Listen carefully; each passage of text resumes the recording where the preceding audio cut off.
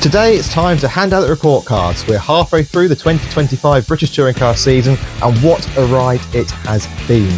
From Ashley Sutton's dominant charge to the likes of the rookies of Charles Rainford and Darrell de Leon, this is the British Touring Car halfway through 2025 season grade report. Hello and welcome back to the British Touring Car podcast. We are back once again, and we are going to take you through the grades today. So we're going to see who's going to be getting the straight A's, who's barely scraping a pass, and there are a few of them, dare I say. And we're going to grade every driver on their form, their pace, consistency, how they've done in the championship so far this season. We'll take you through some of the statistics for them as well as have a sort of like a deeper dive into how teams are doing, what we think their expectations are going to be for the rest of the season, and how they've performed so far. Absolutely. A little bit of housekeeping before we go. To qualify for a grade, they must have done more than one race weekend. So the likes of Bensley and Leslie, thank you, are not included in this because it's very difficult to grade somebody over just one weekend when they've had little practice in the car, etc., etc. So must have done 2 weekends or more to qualify for a grade. Yes, and we're going to clear up a bit of news first of all. It was announced actually yesterday. We're about on time for a podcast. Normally we record these and then the news comes out. But Max Hall has announced that he won't be completing the rest of the British Touring Car season with Unlimited Motorsport, and that they will be looking for a new driver going ahead for the second half of the season. Yeah, 2 things stand out for that. Obviously, he said he's not going to be competing with Unlimited Motorsport, which doesn't quite close the door on him maybe going somewhere else. So obviously, there's a seat at Toyota available. I don't think that will happen, by the way. No. And as you say, Unlimited Motorsport are looking to fill that seat. There's no point speculating who that could be because there is a whole rostrum of drivers that it might be. The front runner that I've seen on the socials is Goff because he's been in and around the garage. But I mean, he could just be doing driver coaching. So who knows? We'll see what happens on that in due course. With Hall, it's a bit of a shame because obviously he was a rookie, is a rookie, and it's always good to see these young bloods coming through. However, I think maybe on reflection, it's a bit too much too soon. It's a big step up touring cars, and the repair bill, as much as anything else, was getting out of hand, wasn't it? I was going to say there was a lot of speculation when he had an accident sort of like early on in the season, didn't complete the rest of the rounds at that event, and then wasn't really at the next event as well. He brings a decent amount of financial back himself. Absolutely, But when those bills keep adding up, it's difficult to be able to continue, especially with a team like Unlimited Motorsport being an independent entry, and they've upgraded this year to run 3 cars. And there's also, of course, the potential that he doesn't get on with his teammate, given that there's been quite a few on-track skirmishes between the pair. And what you mean, mate? A flare-up as well. So, I mean, they might be going absolutely fine, but I think it was probably a cacophony of things that wasn't quite working out for Hall. His reputation, his sponsors, Unlimited Motorsport's reputation, their sponsors, etc. So it seems quite a natural parting of the ways, as much of a shame as it is. And I'll be interested to see who Unlimited get in for the rest of the season. I hope to see Hall back peddling something soon. Yep. We'll take you through a few headlines so far up until the midway point of the season first, and then we'll get into the specific driver grades and how well they've been doing, basically. So it has been pretty much a 2-horse race so far. Yes. Absolute dominance from Sutton and Ingram, and no one is particularly close in the championship battle at the moment, unfortunately. Napa have been generally quite strong, along with Virtue, taking 6 out of the top 7 positions in the championship so far. And there have still been newcomers making an impact. Obviously, we've had De Leon and Rainford winning races this season. Mikey Doble getting his first as well.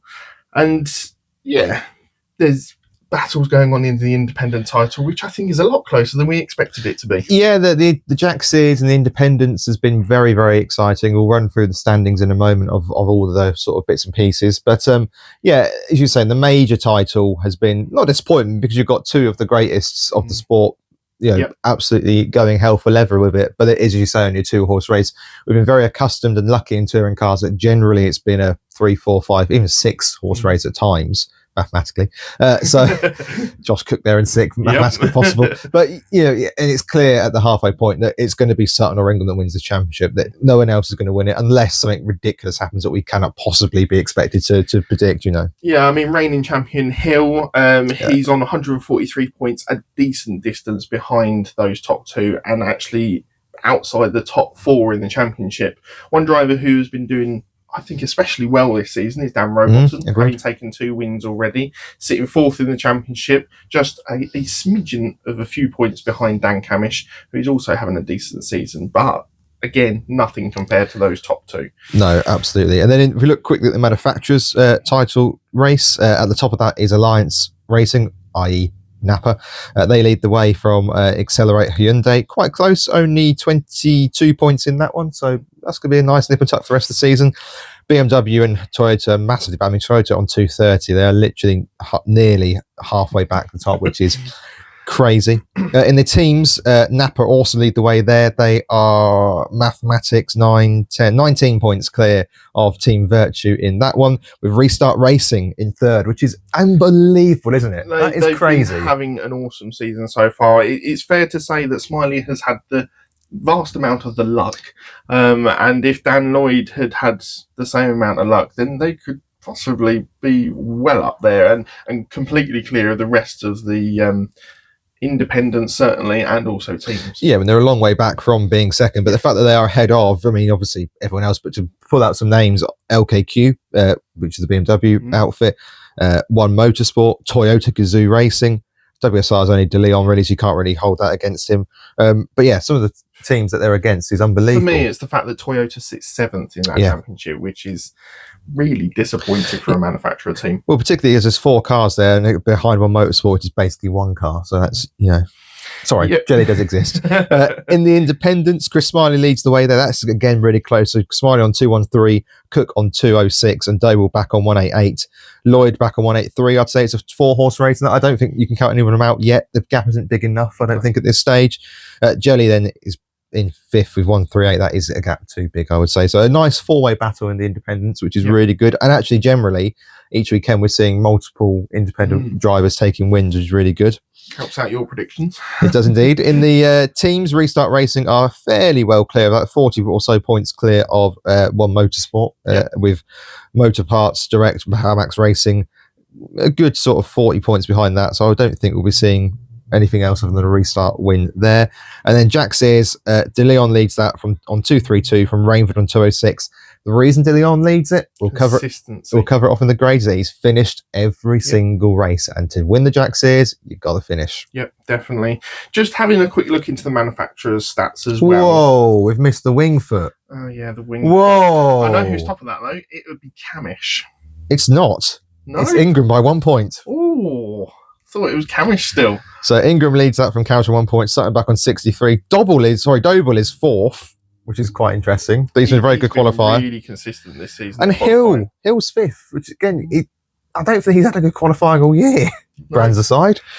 But yeah, that's the Wingfoot. Sorry, I hate to interrupt the manufacturers, but the Wingfoot is really important to everybody. It's what we all get out of bed for. So a lot of discussions have been had already this season about Hyundai having such a quick car and such a dominant car.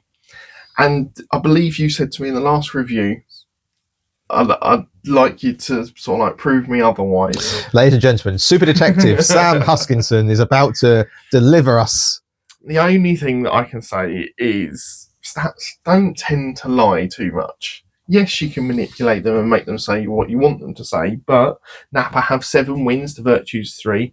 Yes, Virtue have 1 more podium than Napa, 13 to 12, but they have 2 more poles and also 1 more fastest lap.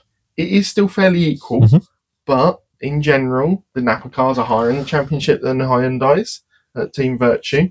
So that argument of Hyundai having an absolutely dominant car this season, I don't think is completely accurate in my opinion. Okay, let me ask you a question. Go on.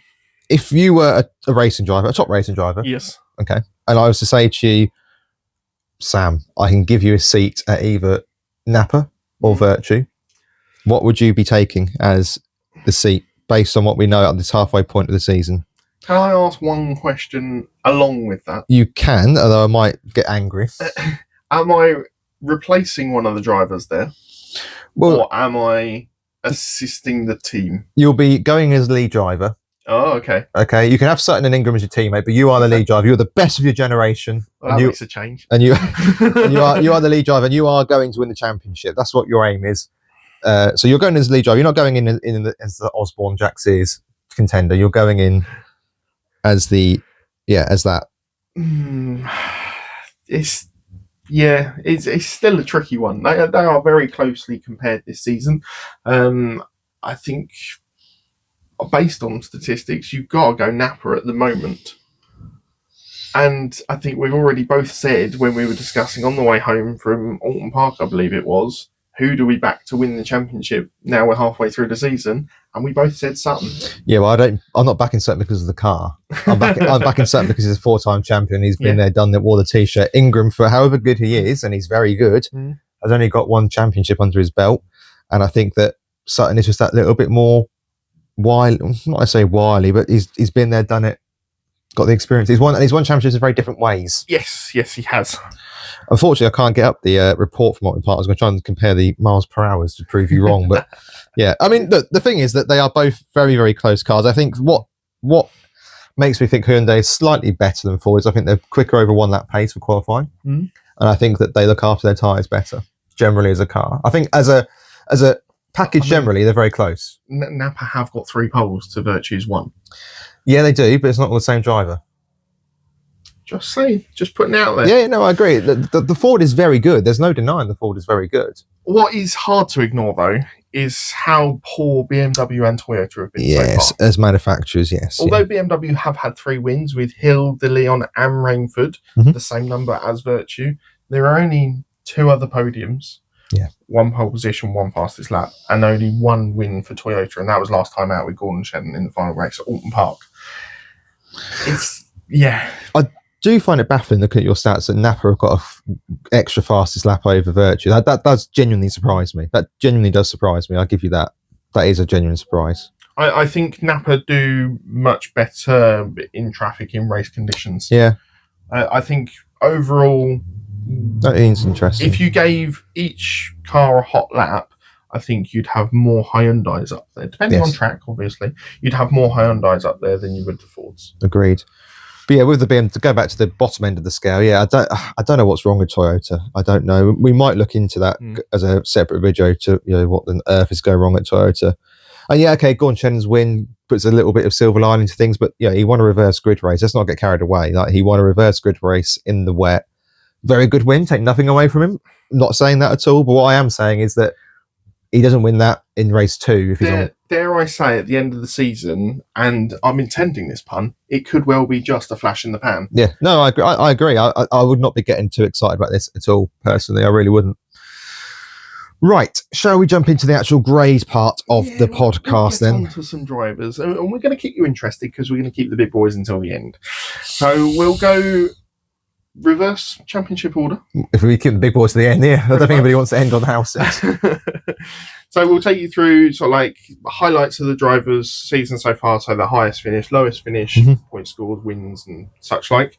So Nick Halstead sits lowly in the championship. Yeah, 28th. With no wins, no podiums, no points. And overall, probably a D for this season. Yes. And that's probably kind. So his highest finish is a 21st. His lowest finish is a did not finish. My grade is even lower. It's an E. Yes, expectations were low. And the highlight for him is getting back in when he didn't think he was going to. But we know the car's good. That's the thing. Like, we've always looked and gone, how is the Astra still racing? But we know it's good. Michael Doble is, he's taking wins. He's up battling the top 6 most weekends. And Halstead can't even score a point in it. No. I'm not expecting Halstead to win a race in it. Let's be realistic. But particularly at a race like Alton Park, race 3, I know he didn't race it, but there's been chances throughout the season to get points. Yeah. And you think that people like Leslie have come in, complete rookie, and taken a point. Yep. And the series is hard. It's really hard. But this isn't Halstead's first season. I know it's another new car for him, but it's just not good. It'll be interesting to see if he comes back next year. Obviously, he made the announcement before the season, before he got this drive, that he was working on something for 2026, possibly with Scott Sumpton. So we'll see how that develops and whether we do have a Vortex racing for 2026.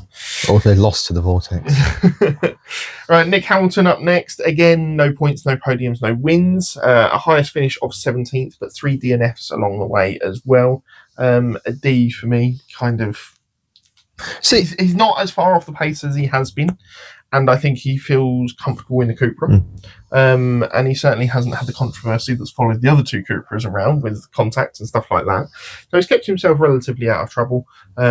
But I think he'd really like to add some points, especially before the end of the season. Yeah, I think I'm being a little bit more lenient. I've gone for a C because I do think that we've seen in the past Hamilton be a long way off the pace, and you just think it must be so difficult for him to keep motivated when you're that far off. Whereas this season he's been on the pack more often than not, and he's raced pretty well in the pack as well towards the back of the field. So I've gone for a C. Okay. It's been one of his. I mean, obviously he scored really well at Donington a couple of years ago in the rain, but I think it's been one of his more consistent seasons of pace-wise, and he's not really caught himself in any skirmishes either, which is helpful. It is. Moving on to Michael Crease then. Obviously, we miss out Finn Leslie, who has also scored points already this season. But Michael Crease has completed 2 rounds, so we're going to give him a grade. Obviously, he's not going to be here for the rest of the season. Well, he'll be working... maybe. That's true. He'll be working, obviously, alongside Accelerate, unless Unlimited want to tap him up. 5 points so far this season, no wins, no podiums. Highest finish of 13th, the lowest of 19th, which means that he didn't have any non-finishes in the time that he was there. Whoopie-doo. But he didn't set the world alight, did he? No, it's a D from me, and I just think to add all to all that as well, that just the fiasco over the Bensley stuff is just, it's so tin pot in a tin top series, isn't it? It's and we don't know how much of that was down to Accelerate as the team or what really. There is probably a lot of things that have gone on behind the scenes that not a lot of people know about. No, I agree with you on that, but a lot of people have dropped the ball, haven't they? That is clear, that no matter what's potentially happened or not happened behind the scenes, a lot of people have dropped the ball, and it just doesn't add well to what's already a slowish start to the season. And say 13th wasn't a bad finish. He scored points, which is great. Yep. Obviously didn't do any testing, and he flew into me today on the back of being on holiday. He looked tired, didn't he? it was all last minute for him, and I think he did okay. But then it really doesn't help your cause when someone else comes into that car and absolutely lights the tyres up and is competing at the top end straight away, having been out for 2-3 years. It just doesn't help your cause, does it? No, it certainly doesn't. Moving on to Stephen Jelly then. 7 points scored so far in what has been a lacklustre season, and I think that's being quite kind. Obviously, first season back in front-wheel drive for quite a while, and really hasn't taken to it, has he? No, 23rd overall, highest finish of 13th, too many DNFs. I've gone for an E. I know you weren't expecting a lot. This is a veteran of the sport. I know he's not done front-wheel drive for a while, but it's just pointless. It's just he's at the back or he's in the barrier. It's Dare I say, he's in my expectations when he was announced. He's unfortunately living up to them.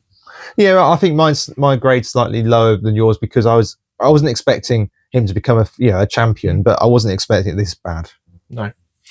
Moving on then to Max Hall. Again, 7 points for him. No poles, no wins, no podiums. Again, highest finish of 13th.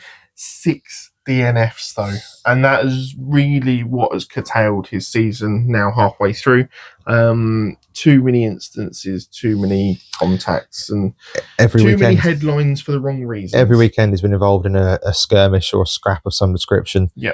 I've gone for a D. I think you've got to make allowances that he is a rookie coming to the series, but very young as well. Yeah, very young, and he's clearly a talent. Let's not get that twisted. He's clearly a talent. As we said in the intro bits earlier on, I think it's just a bit too much too soon. Yeah.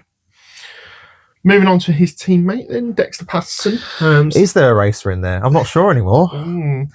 He's struggling to show it this season, isn't he? He's had a highest finish of 9th, 3 DNFs along the way, obviously a few instances with his teammate, which is not going to look well on his CV. I've given him a C overall because I don't think I was expecting more than what he's produced. Yeah, I've gone for a C as well. I think that we have to make allowances for the car. It's clearly not a competitive car. That's clear. But equally, they started off so well. The opening round of the season, they were scoring points. We're like, okay, this looks all right. And it's just not moved in the right direction since then. As you say, a couple of falling outs of his teammate, which doesn't help anybody. Yeah. I thought it was unlucky at Alton in race 3 when he obviously put the slick on and, cut through the field and obviously got DQ'd for ride height failure. Yep. Tough one to take that. But, yeah, the second half of the season just needs to be trying to score as many points as possible in the Jack Sears, really. That's got to be his aim. Yeah, another driver now who we won't see for the rest of the season in Ronan Pearson. 29 points scored so far, with the highest finish of 8th. He's had 1 DNF as well. 20th overall in the championship. Yeah, I've given him a C. Yeah, I'm agreeing with you on that. I think, especially his pace in qualifying in the early season, I thought, okay, he was looking the best in the Toyotas, certainly in 1 lap pace. He might not have been able to transfer that across to race pace. And due to the personal reasons, he's not continuing for the rest of the season. And I really do hope that it doesn't form a trend for him, because it's a worry. We've seen this for a couple of seasons now where he's not been able to compete for the whole season, whether it's due to financial issues, personal issues behind the scenes. I think he said in his statement that he is looking to get back on the grid for 2026. You're underwear, though. But it doesn't look very good if you can't complete a season, for whatever reason it may be, with a team looking to take you on. No, and without being too hyperbole about it, and obviously I do like a bit of hyperbole, but I'm not saying he's burnt bridges, but he's been at 2 big teams. I mean, where else is left on the grid, realistically, where you're going to be able to compete? Because you're not going to get a seat at Napa. No. You're just not. So where's left, really, that's competitive? It's tough. It's a tough world out there for touring cars. It really is. But it does make you worry about his long-term future in the sport, because there's clearly a talent there. But yeah, C from me as well. Moving on to one of his teammates then, Aaron Taylor-Smith, obviously best of the rest driver last season. High expectations coming into this one. Very high expectations, and following the same sort of route and trajectory as we saw Andrew Watson last season, unfortunately. What PMR driver does well goes to Toyota. Yeah. 19th in the table overall, 34 points, no wins, no podiums, highest finish of 6th, and 3 DNFs along the way. It's not what he wanted, is it? No, look, we know the car isn't particularly good at, it's not where Toyota expects it to be. It's not where anybody expects it to be. However, on top of that, he has got teammates that have done good things with it. And if Taylor Smith's best thing you can say is I've got a 6th at Thruxton, it's not ideal, is it? No. My C might be a little generous. Yeah, I'll go for a D. I kind of thought Toyota as a team certainly haven't impressed, and they all seem to be running with each other in the pack, and they are still in the championship with 3 drivers next to each other. So yeah, we'll see how the second half of the season goes, and obviously Gordon's win last time out might be the absolute highlight of Toyota's season, unfortunately. Yeah, I've gone for a D on the basis that he is the most experienced driver at that in recent times at that team. The championship last That's season. What I mean. Obviously, Shannon's a more experienced driver on paper, but he's been out of the championship for several years. Dorland's a rookie. Pearson's missed time, and who's the other guy? Leslie is also a rookie. Yeah. So Taylor Swift comes in with having had such a good season last year as well. So my D is based on what my expectations were coming into the season to where he's been. And I think he's not, even if the car's bad, which it is, he should be, in my mind, be the best of that team. And I don't think he is. No. I think we'll come on to who I think the best in that team is in a moment. Yeah, you mentioned him there. James Dorland, 45 points, although sits 18th in the championship, has had 2 7th place finishes along with 3 DNFs. No podiums as of yet, but has looked in the last couple of rounds especially that he's settled in that car. He's felt a lot more comfortable, and especially in qualifying has done really nicely. Yeah, I think he's gone under the radar just to how well he's done in this first half of the season. Like, he's competitive in the Jack Sears. He's won Jack Sears races and weekends. He's not far off in the Jack Sears either. Yes, those DNFs really hurt the Jack Sears challenge, but he's a rookie who's got no touring car experience. He comes from GT background, which is a completely different sort of world to touring cars. And I think he's been the best, most consistent driver at Toyota this season. Dare I say, what I think has really helped him is the profile of Shedding coming into the team. Potentially. And sort of like more of the limelight being on him, a 3-time former champion. Aaron Taylor-Smith being the best of the rest last season. We probably didn't expect too much from Pearson because he'd had only a half season running up. And James Dorling comes in as the unknown. People are probably expecting him to be the worst performing. Yeah, that's fair. And he's just been able to go about his business. Yeah, I've gone for a B because I think he has been. Agreed. I think he's been a real good breath of fresh air, and I think he's got a long future ahead of him if he wants to sit in the touring cars. Yeah, he sits level on points in the championship with Sam Osborne, who is up next.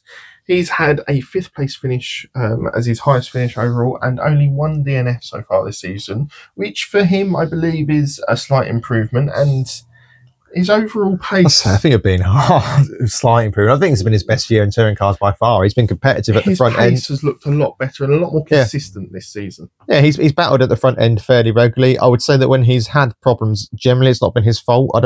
Or he's been caught up in instances that I don't necessarily think are his fault. Yep. He's been a bit unfortunate with a few bits of contact that hasn't gone his way. Yeah, I think obviously 17th is slightly disappointing. I would expect him to be higher than that. Yeah. And obviously he's not top of Jack Sears either, which is a big surprise and given the car he's in. But I do think this is a stronger season for him. But I'm not going to get too carried away. I've gone for a C. Well, I think that midfield battle is really quite competitive, especially when you've got Napa Hyundai and then you've got that block behind. He's well in that block. Yeah. And he's just got to pull out a few more top 10 finishes and it will gradually push him up the championship battle as well. And I agree, a C. Gordon Shedden then, 16th overall. What's quite nice when I looked at this is he's car number 52 with 52 points in the championship. Yeah. Obviously took that win last time out at Alton Park in those difficult conditions. Yeah, which he showed his experience for, I would say. Yeah. But outside of that, I don't think we've seen much from him this season. Yes, he's been caught up in a few incidents with Max Hall, who he's spoken in no uncertain terms about. But yeah, had 1 DNF along the way, which was that one at Stetson, and 1 win.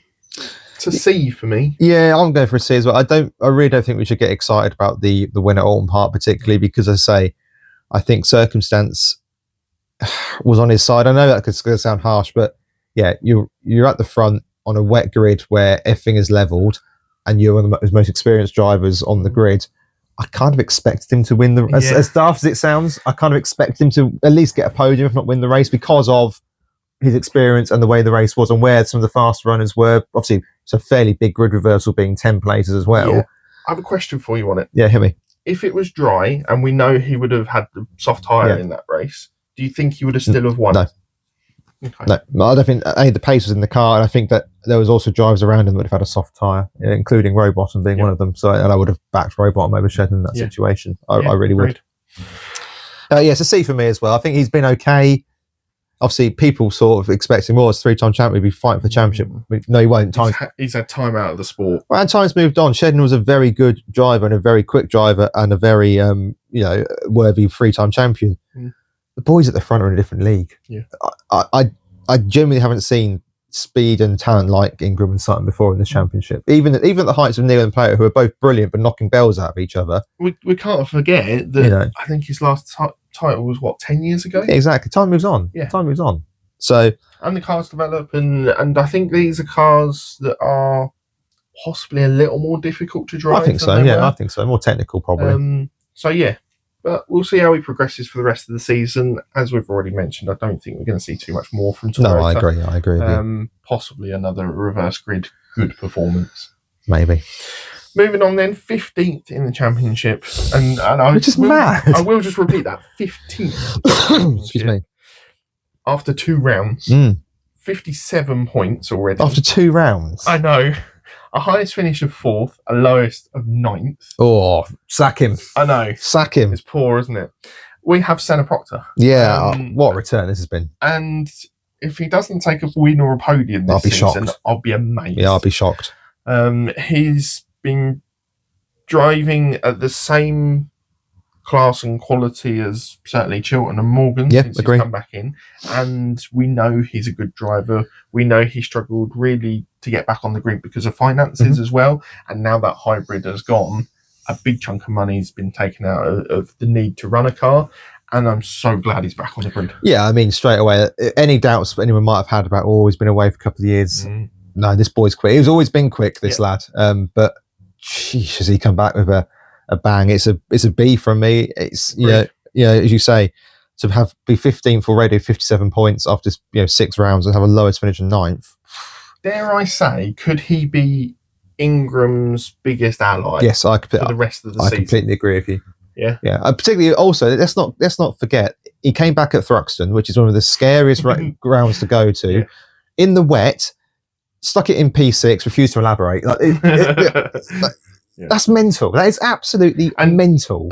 Stuck it in P6 only because the car broke down. To get to that last round with no testing in the car. A brand new system is not used before with the boost and all that kind of stuff. Pops it into the top 6, and as you say, couldn't get a lap in because of electronical failure. But it's mad. It is genuinely mind-boggling. And I think I'm with you. I think he could be Ingram's biggest ally. We even saw it all part in with his battle with Hill. I think he comfortably finishes in the top 10. Yeah, I agree with you. I agree with you. I think he finishes ahead of Chilton. I'm going bold. Okay. I'm going real bold. Okay. Chilton's car will be on fire at some point. It's guaranteed. Moving on to another Hyundai then. Dan Lloyd in Restart Racing. 58 points so far this season, and has certainly been the unluckier of the two Restart boys. Some of it's unlucky. Some of it is mistakes. Whether he's still blaming Cook or not, I don't know. But the Autumn Park smash is down, in my opinion, to him. Something his teammate isn't doing, making the same mistakes. But he's certainly in a car that is very good, in a team that seems really settled. And let's not forget, this is Restart's second year in the championship, and the first year with the Hyundai. Exactly that, and a brand new teammate to bring in Lloyd this year as well. Obviously, Smiley was there last year in the Cupra.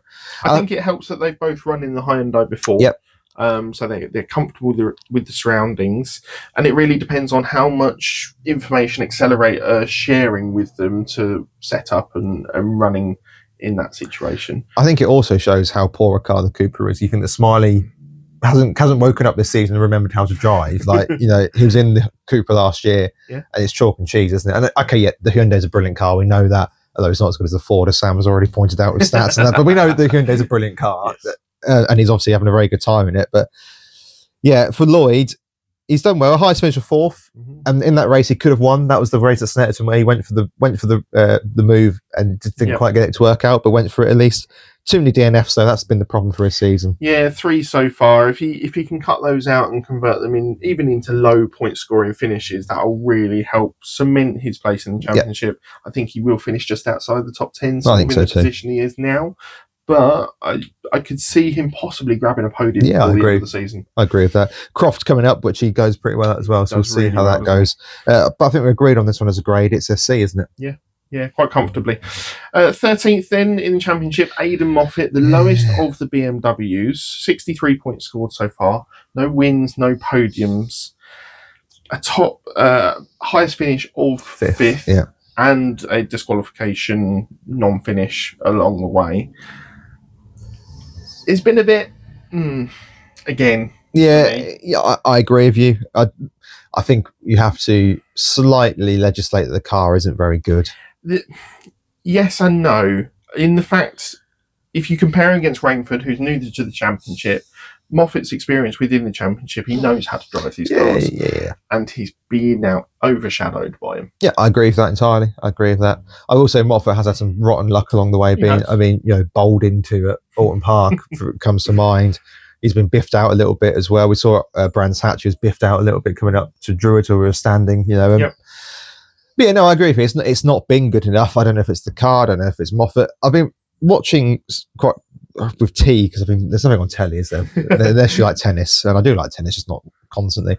Touring car crashes over the years. There's a brilliant YouTube channel that does all the crashes. Quite a lot? No, and actually, what surprised me was that it's easy to forget that he was quite a regular mid to front runner when he was in the Merc in particular. It's sort of, if you told people that now, they wouldn't necessarily believe you because it's been a real turgid couple of seasons and it looks to be going that way again. I think it's something that we talked about before the start of the season, in that he's had so many different cars that he's driven in the championship, so many different chances with different teams, and now he's at that, quote, top team in his career, I'd say, and he's just not quite hitting the heights that I believe he needs to. Oh, I agree with you, though. Whether it's a top team anymore, I don't necessarily know, but yeah. No, I agree with you. It's been a bit disappointing. It's a C overall. I don't think it's been horrific, but I don't think he's been fantastic either. No, moving on to his teammate, Darryl DeLeon, the only sole WSR driver this season effectively. 64 points. He has taken his maiden win, which was a fantastic win as well and well deserved. A lowest finish of 19th, crucially finished every race, which is what we've spoken about with Jack Sears. That's why he leads the Jack Sears Championship by the margin that he does. Only driver in the Jack Sears, I believe, to finish every race, apart from maybe Leslie, who doesn't. I'm not really going to count Because I've given him a C overall, but it's sort of like right on that cusp of being a B. He's done really well in the car, but I think he's got into a few too many instances, especially in the last couple of rounds. Yeah, I can understand that. I've gone for a B on the basis that the points sitting on his license could be a lot lower. Yeah, I agree with you on that. I've gone for a B based on the fact that he has taken a win and is winning the Jack Sears, which, yeah, you look at what his targets been at the start of the season. I'd say he's hitting most of them, if not all of them. Yeah. I do agree with you that in recent rounds he's been a little bit caught up in a few too many instances. But then I also think to myself, young driver, the car isn't where it needs to be. Do you start over driving the car? I mean, people have been we'll get this to Hill. People have been accusing Hill of forgetting how to drive, being washed already of himself. The car's no good. You can see the car's no good. And sometimes if you can't trust the car to do what you want, you overdrive, you underdrive, and it just becomes a nightmare. Well, one thing I would say is I think Darrell will look very closely at what Charles Rainford is doing, and that is going to be his closest rival this season in the same machinery, both brand new to that car. Yes, okay, Rainford's had rear-wheel drive experience, but De Leon's had touring car experience. So I think that's going to be the driver that he's going to play himself off against this season. And he's, 21 points down on him so far. I think he's going to want to close that gap and be right there with him at the end of the season. Agreed. Mikey Doble then, in the other Astra, has taken his maiden win in the touring cars at Snetterton. 71 points so far in the championship, but 3 DNFs so far. Yeah, dare I say I'm slightly surprised he's outside the top 10. He's been brilliant. The car continues to baffle me to how it exists. Yep. the year is 2050 and there's still a PMR Astra racing around somewhere. But yeah, obviously highest position of first, low, as you say, 3 DNFs, 11th overall. I've gone for a B because I think he has been good. I think he's been very good in qualifying. I do think the car slightly struggles in race trim at times. Not help the fact that the data on the other side of the garage is basically pointless in helping him set the car. I don't think there's anything that can be gleaned from that, really. No, I mean, up until the Auckland Park weekend, he'd been in the top 6 for all qualifying sessions. We can see that the Astra certainly had 1 lap pace. It's just how that's transferred into race pace. I think possibly if they concentrate a little more on that, then he would be higher in the championship. Right, before we get into the top 10, we'll just take a very quick break.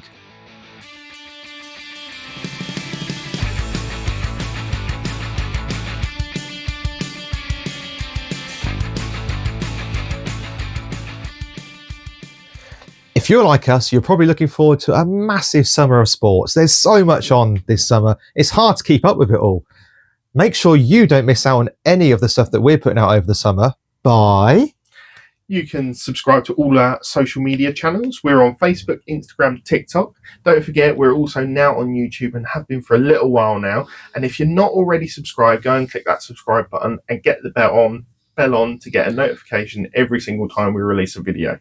I also implore you to comment on the YouTube video. Even if you just comment a full stop, it helps the algorithm. Let's trick the machines. Anything, gobbledygook, anything you want in the comments. Sam for president, I don't mind. We'll go with it. It pushes the video up the algorithms, which is so important for making sure that not only you see it, but other British touring car fans who may not have heard of us. I know they do exist, apparently. They do. Might also stumble across our page and go, do you know what? These lads know/don't know wheel, and we'll go from there to whether we get their support or not. So yeah, like, share, subscribe, comment, all that jazz. Thank you very much.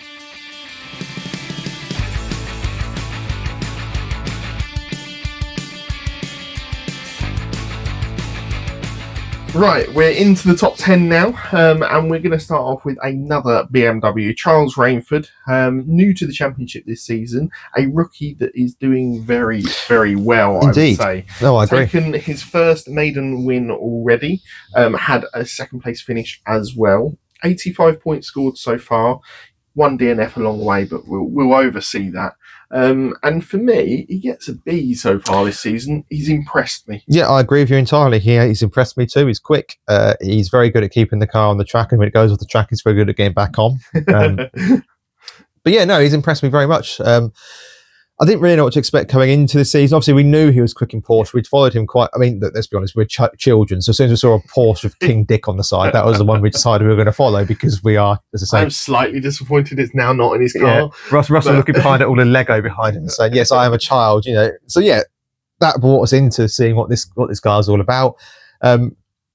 But as you say, there's the step from Porsche touring cars is massive. Obviously, the weight difference as much as anything else, and the power deficit from Porsche to touring cars is so much to sort of compute and get your head around. We've seen plenty of Porsche drivers not make it in touring cars. Definitely. But he seems to be one that might or should make it because he's driving fantastically. I agree with you for a B. I think we might see another win for the season's out, maybe, if BMW can work out in this summer break where the engine is and how to get it to work. We've always got another brands to come, which is where they seem to go well. That was in the heat, though. It was. Croft might be hot. Possibly. But yeah, I think he'll look to stick with the consistency that he's got so far this season. And I think, as I've already mentioned, if he can finish ahead of Darrell de Leon and possibly sneak into that top 10 in the championship, I think he'll count this season as a big success. And I think it might go down to the wire between him and de Leon in Jack Sears.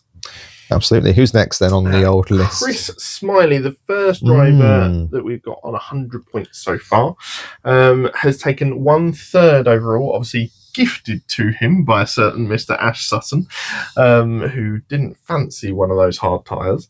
A B so far for me. I've gone for an A. Have you? Okay. I think that Smiley's driving brilliantly. I think he's quick in qualifying. I think he's quick in the races. I don't think he's making any mistakes. He's not knocking drivers off. Smiley's not happening. No, I've been really impressed with him. Obviously, last year it was difficult to gauge his return to the series in the car. That was difficult. And obviously, he's come off the back of winning TCR as well. Yep. But no, I think this year in particular, he's been really, really strong, really quick, really good in race trim. And again, what more do you want of him? He's winning the independents, which I think we both thought going into the season. Obviously we don't know your prediction. I'm not going to tell you my prediction, but I think we both thought that Cook might be leading at this stage, shall we say? Quite possibly, yes. And he's not. What baffles me is that he's below Cook in the championship, but above him in the independents. Yeah. Well, it's all about where you finish, isn't it? It is. It is bizarre. But yeah, 2 DNFs so far this season. Hopefully he doesn't have any more, because I think if he can keep up the consistency, then he'll be smiling. He will be smiling. And I think he could comfortably finish in the top 10. He should do from here. I really think he should do. Yeah, I completely agree. Right, you mentioned Cook then. Let's get on to the other one motorsport driver. He sits 8th in the championship overall. He's got a highest position of 3rd, a lowest position of not finishing. And he, for grade for me, is a C. It's been fine, but it's probably not the return that he wanted to One Motorsport. I think it's fairly safe to say the car hasn't performed up to his expectations. We thought he'd be quicker at Thruxton, obviously the king of Thruxton. Thought he might even take a win there, but to only have 2 third positions so far, 106 points scored. And yes, he's inside the top 10 once again. Well, that's what Cook does. It's not been electric, has it? No, the pace in the car is a little bit disappointing as well. And also, we say how old the Astras are. I mean, the Civic can't be much younger, can it? Because that's been getting on a little bit now. I mean, it's been in the guise for years, hasn't it? But yeah, it's fine. I didn't think he'd be coming back in championship sort of contending, but I'm surprised we're at halfway and he's not had a race win, or to be honest, even looked like troubling for a race win. Yeah, it's fine. It's fine. I don't think he'll be best pleased, but he never really is. No. But if he finishes 8th in the championship, then I think he'll count that as a decent season. I think going back to the One Motorsport, we've had a year out and all that kind of stuff, yes, maybe, but I think he'd have expected it to be higher. But then basically we get now into Hyundai and Ford territory, aren't we? With apart from Jake Hill, who's doing his best to separate them. But yeah, we're now into sort of the world of Hyundai and Napa. So let's dive in. Let's dive in. So Tom Chilton sits 7th in the championship, 114 points overall. Has taken a win this season, along with 2 third positions. He's had 2 DNFs, but that's neither here nor there. I think he's performed really nice and consistently this season. We do see some weekends, especially last year, where he was on the highs and then followed by very lows. I don't think we've seen too many lows from him this season. They're in the post. No, he's had a very good start to the year. Obviously, he took Virtue's first win at Donington Park in the opening rounds of the season. He's driven well. I just don't think that he is offering enough to Ingram as an ally necessarily. Yeah. But yeah, he's driving very well. He's clearly in a comfortable place. He's clearly enjoying the car. He's got a little bit of a resurgence in his career. My only criticism would be he's behind some people I wouldn't necessarily expect him to be behind, given the equipment he's got. You're on about Morgan and Hill, aren't you? And to a degree, Robot. I know Robottom is driving well out of... Yes. This has been Robottom's best season we're going to get to, but I'm slightly surprised when you look at Chilton and how well, particularly you look at the first weekend of the season where he was fantastic, and now I'm surprised he's behind Morgan and Hill. I am. I'm not going to lie to you. I'm surprised. Okay. Well, do you think he'll finish 7th by the end of the season?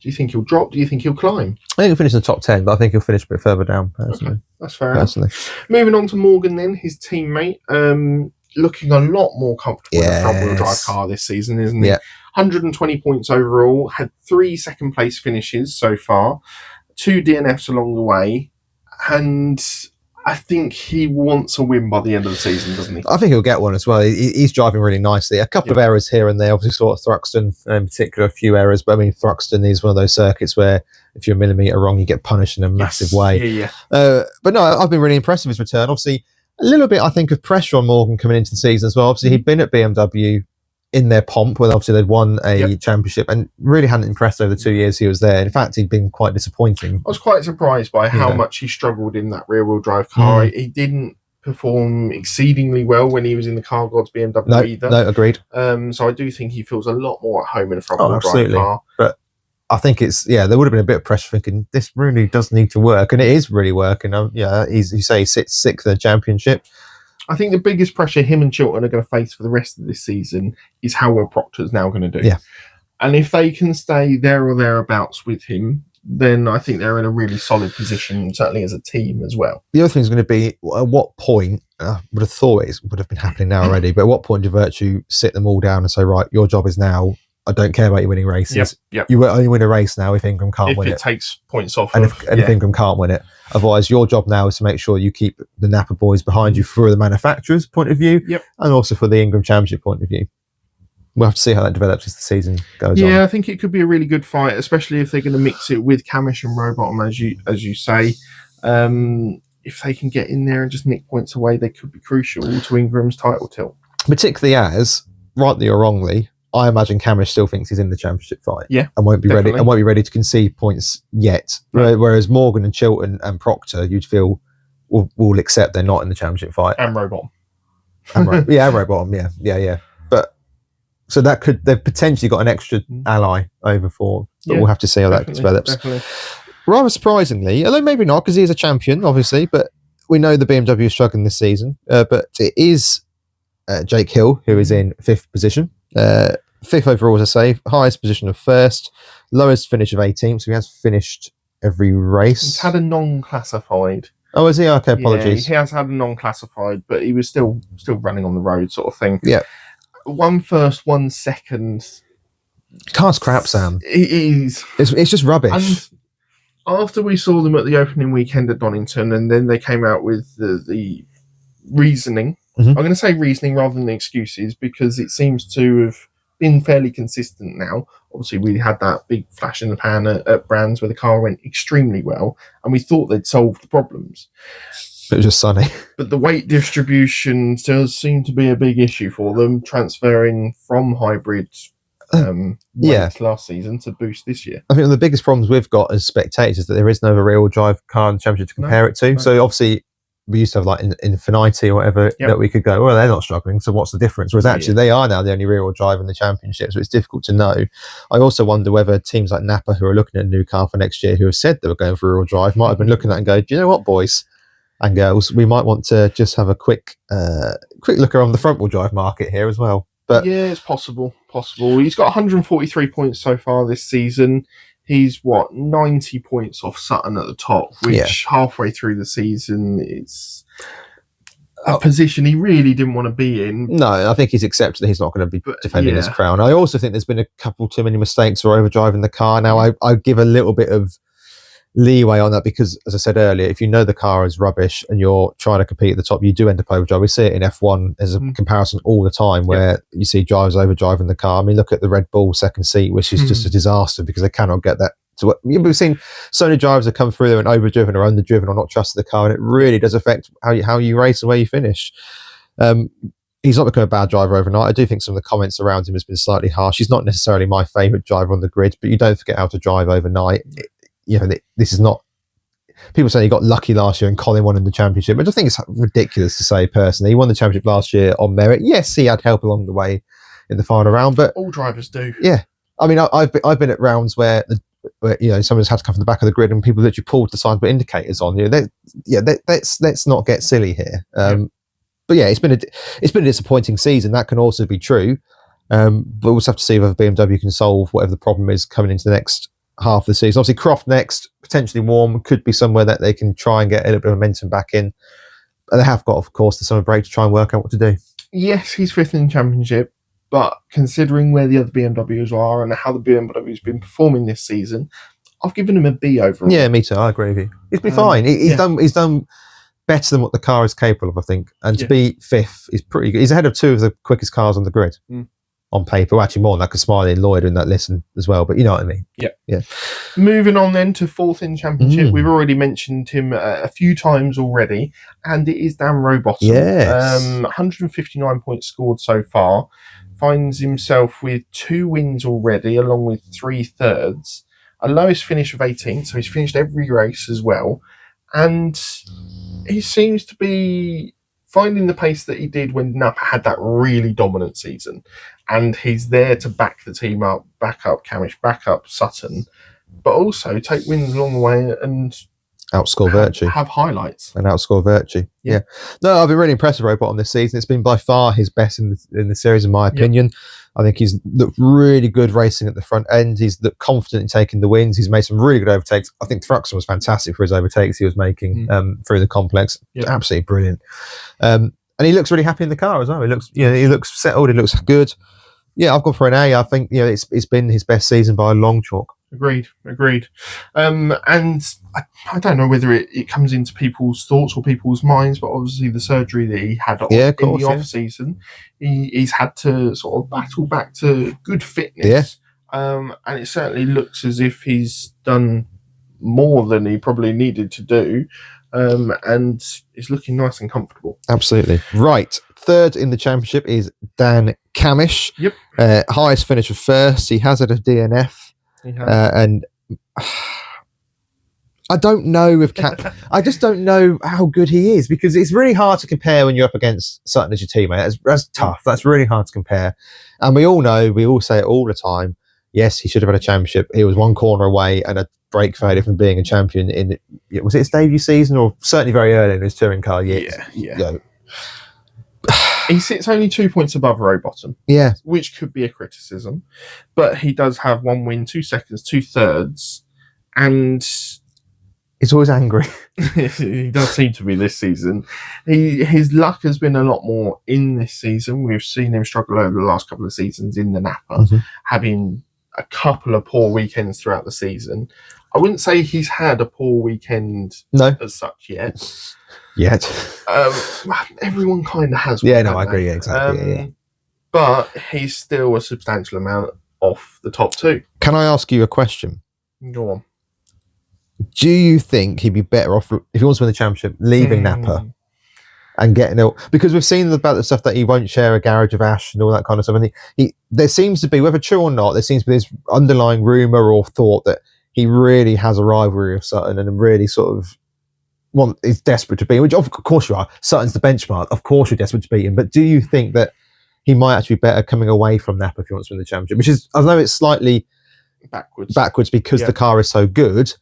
But as long as Sutton is still there, though I have heard stuff that I'll come to in Sutton that we'll get to, but he's not going to be lead driver while Sutton's at the team, because Sutton is so good. I don't know. I don't know what to say with At Camish. the moment, the only other team that is competitive is Virtue, and I think he's going to have the same issue with Ingram. We know those two haven't been the best of friends this season, with certain scuffles on social media. But I think he's a better driver than where his championship points total put him at the moment. And we've already mentioned that I think in his own head, yes, he thinks he's still in this title race. But there's a big points gap there. And I think, from my opinion, certainly, I think the best that he can hope for this season is a third place finish in the title. Agreed. It's an A for me, though. I think he's driving well. I know you're slightly less. Yeah, mine's a B, just to the fact that looking at how decent the Napa is, looking at how many pole positions he's only had 1 win out of that. He doesn't seem to be able to convert as well. Let me offer a counterpoint though. Yes, he's in a very good car, but he's the best of the rest in a very good car. Take Sutton out of it because he's, in the nicest way possible, a freak in terms of how. No, I don't mean that offensive. Yeah, as a driver, he's a one-off. He's unbelievable. It doesn't matter whether you chuck it in, what tyre you give him, he's unbelievable. And Kamish is very good. He's third and very, very good indeed. But this is sort of the top two are just titans of the sport at the minute. They're so good, and it's just very difficult to separate the pair of them.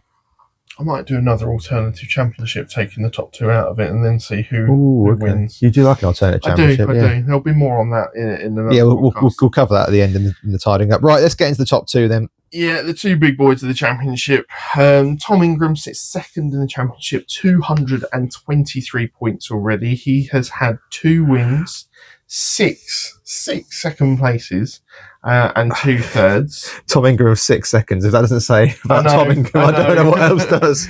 He's had 1 DNF so far this season, but it's those second places that haven't been converted to wins, which is why he's behind in the championship for me. Yep. I agree with you. I've gone for an A star. I know you're slightly low, but I'll give you my piece for the A star first. Is that he is driving unbelievably well. He is, he's so consistent. You take that DNF out, I think his lowest finish is 9th or something. So he's so in the top end of the championship every week, race after race after race. He's there. I thought he was fantastic at Alton Park in race 2 on the hard tyre. I've got the stats there. So yeah, take that out. What is his lowest finish? 11th. Apologies. Which was the second race at Brands Indy. Up until then, he had 4 consistent podiums. Yeah. He followed that up with another 2 podiums, and then from Thruxton, he didn't finish lower than second. I mean, the standard he's driving at is absolutely insane. He'll just be livid that he's living in an era where there's an even more insane driver, which is but I'm going for an A star because realistically I don't know what more he can be doing. Like, yes, you could say convert the wins, but the way the tyres work in this championship and just how good when he's come second, who's he come second to? Well, Sutton, fine, he's brilliant.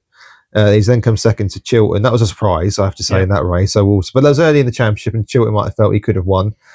Second to Kamish. Well, that's not necessarily a massive shock. Second to Rowbottom. That may be a little bit more. Second then to Sutton.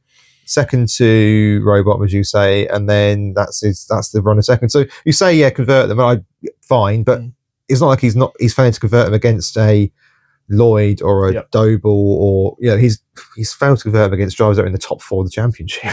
It's tough. Well, one thing, or my reason for giving him an A is, as you've said this season, that Hyundai you think is the car to beat. I do think it's the car to beat. I do, but I also think that Sutton is just an absolute animal. I can't.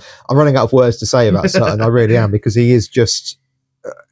People are getting potentially a bit down on the fact that Sutton might be winning again. I think you just got to enjoy it while you can, because this is we might never see a driver this good again in the touring cars. I know, again, Russ on hyperbole, but I'm saying it now. In my time watching the touring cars, I'm sorry Neil, I'm sorry Turks, I'm sorry Plato, Sutton is the best I've ever seen in the sport. And he can do it in several different cars, which is already proven. We'll get on to him next. Yeah. Let's go on to him now. So leads the championship. It's a D! Leads the championship with 233 points, has 4 wins already, 2 second places, 2 thirds, his lowest finish of 10th, which he's done twice, which is just poor. I think it was a hard tyre though, weren't they? So to finish all rounds so far in the top 10, it's just nailed on consistency, and just keep putting in those performances, you're going to be top of the championship. As you say, 6 wins, which is 4 wins. So the most of anybody on the grid. 2 more than Ingram. I mean, outside of those 2 tenths, he's finished 5th and 3 fourths. Yeah, rubbish. It's ridiculous, isn't it? The consistency that goes along with it. He's had 4 fastest laps as well. I have to say, you look at his stats and it takes you back to the early 2000s where there were only like 5 cars racing, like how good he is. And you think, because you look back and you go, what did he do well that year? He finished no lower than 4th. Like, he was one of 6 cars on the grid. Whereas this is a 20 car plus grid in a really competitive era, mostly. And as I say, I'm running out of things to say about Aston. I'm hoping the rumours aren't true, which I'm seeing a lot of gathering pace in it, that if he wins this one, it'll be 5 and done, then he'll go to GTs. That's been a big thing that's gathering a lot of pace. It wouldn't surprise me. It wouldn't surprise me. I think it'd be a real big loss for the touring cars. But for him as a driver, yeah, I mean, he's got a potential to go and experience other bits and pieces. Yeah. Obviously, it's only a rumour, there's nothing confirmed. He wants the records. Yeah. But I think he's fairly well understanding of possibly that outright win record of Plato is possibly just a little too far. No one's going to beat that. No one's going to beat that. Out of expectation, but the 5 championships is possible this season, definitely. I don't think no one's going to beat Plato's record on that, because A, no one stays in the sport as long as Plato does, and B, they don't stay in a team that's at the top that long, and D, there's a different era. There's too many cars. It's not going to happen. But we've had 10 different winners this season already in the 15 rounds that we've had. Yeah, I do think that if he gets 5, no one's beaten that in our lifetime. Well, that's quite a bold thing to say. It's quite bold, but I don't think it gets beaten unless the series changes in a weird way where only 2 people compete or something. But if it carries on like this as a series, I don't think it gets beaten. Turkington comes back next season once Sutton retires to take his 5th title as well. No, I don't think so. I think he's a one of a kind. I think people should enjoy him while he's here. Yeah, do let us know your thoughts on the drivers that obviously we've done grades on today. Let us know your grades for each and every driver if you want to as well, and where you think they're going to possibly finish by the end of the season, who's going to take home the titles in all of the different championships that are running. We will, of course, bring you up to date with a final grade of the season at the end of the season after it is all calmed down a little. 2 final questions for you. Go on then. Who wins it from here?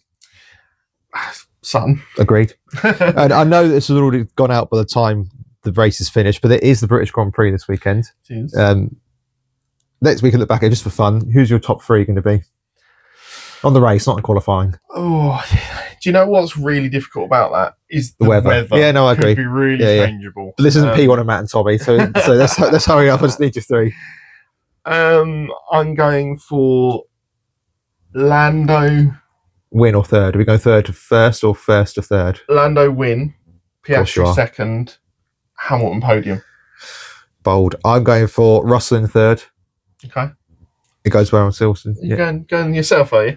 Yeah. George does nothing, spawns a podium, leaves, and gets dropped from a seat. I mean, that's I'm going to go for Verstappen 2nd because it's going to rain. I think he does well in the rain, and I'm going to go for.